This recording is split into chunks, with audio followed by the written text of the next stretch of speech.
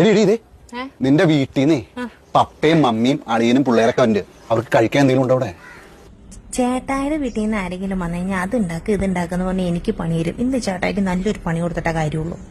അതെ, നമുക്ക് കുറച്ച് മട്ടൻ ബിരിയാണി മേടിച്ചാലോ? മട്ടൻ ബിരിയാണി മേടിച്ചാൽ അതിനകത്ത് കഷ്ണം കുറവായിരിക്കില്ലേ? അതിന്റെ കൂടെ വല്ല ചിക്കൻ 65 അതുപോലെ ബീഫോ അങ്ങനെ എന്തെങ്കിലും മേടിക്കണോ? ദൈവമേ, പണി ചോദിച്ചു മേടിക്കുകയാണല്ലോ.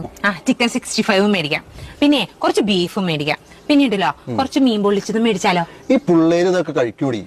പിള്ളേര് ബിരിയാണി ഇതൊന്നും കഴിക്കില്ല. നമുക്ക് പിള്ളേർക്ക് ചിക്കൻ നൂഡിൽസ് മേടിക്കാം. ചിക്കൻ നൂഡിൽസ് മേടിക്കാം. പിന്നെ പിള്ളേർക്ക് ഐസ്ക്രീം ഭയങ്കര ഇഷ്ടമായിരിക്കില്ല, അത് മേടിക്കണ്ടേ?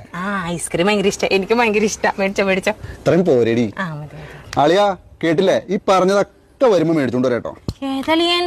നിന്റെ ആങ്ങള, അതായത് എന്റെ അളിയൻ. അവൻ വീട്ടിൽ നിന്ന് ഇറങ്ങാൻ നേരത്ത് പറഞ്ഞു, അളിയൻ കടയിലൊന്നും പോയി ബുദ്ധിമുട്ടണ്ട, എന്നാ വേണ്ടതെന്ന് വെച്ചാൽ ഞാൻ മേടിച്ചോണ്ട് വരാന്ന് പറഞ്ഞു. ഞാൻ ആയിക്കോട്ടെ എന്നും പറഞ്ഞു.